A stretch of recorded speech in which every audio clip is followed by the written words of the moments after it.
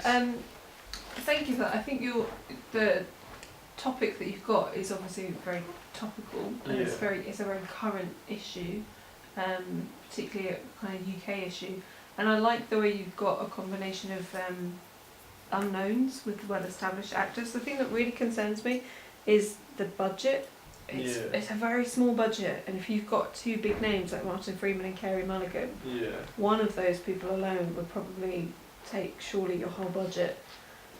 Well, I've done research, and both actors have gone from doing high-paying films to lower budget films. Mm-hmm. So that if they cared about sort of the film enough, then they would hopefully go do the role. So what you're saying then is that the importance of the issues that are raised I feel would kind of negate how little they would make. I feel like both actors would want to. Have you got an example of another actor who's gone from doing high-profile Hollywood films to films with a kind of social conscience? What, other than those two?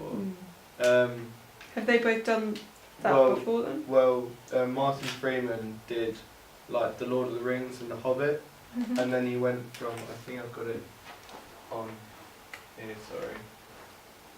He went from doing the Hobbit films to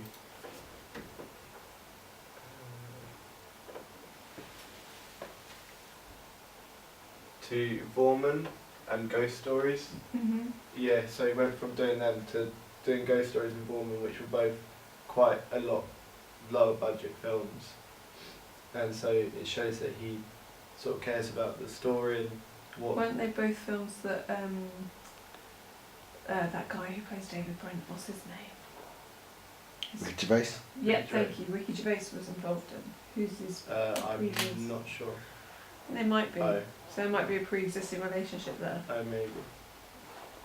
It's just something to consider, I think, in terms of, factoring in your budgeting, because you wouldn't want to suddenly realise that you can't afford these two, because I think what you're doing with having established roles and major roles is good. Yeah. So you don't want to end up not then being able to afford them. Yeah. So it's just a piece of feedback for you. Okay. Yeah. In terms of the fact that it's not a true story, yeah. and I know you mentioned films like 12 Years a Slave, which obviously is based on a memoir.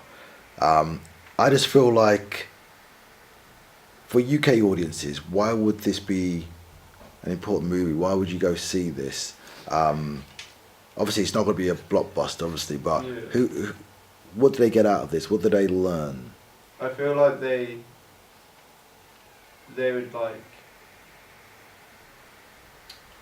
I feel like it's not sort of a true story, but it's sort of based on. There'll be elements which are sort of based on true stories.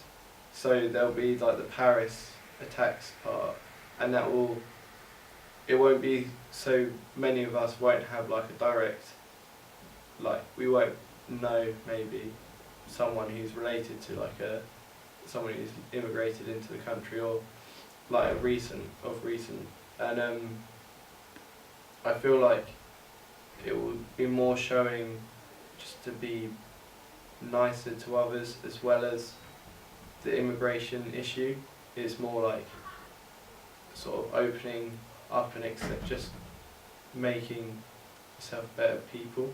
Because my concern was when you talk about Brexit and obviously immigration, I was getting a bit concerned. I was thinking, well, are you dealing with legal immigration, EU citizens, or are you talking about asylum seekers, which is not really what Brexit was about? I don't think I meant to say Brexit, but it's more asylum seekers sort of. Yeah, I mean, some people did think that Brexit was about, to be fair, but I don't know whether or not you were sort of trying to do a film that dealt with that ignorance of people who.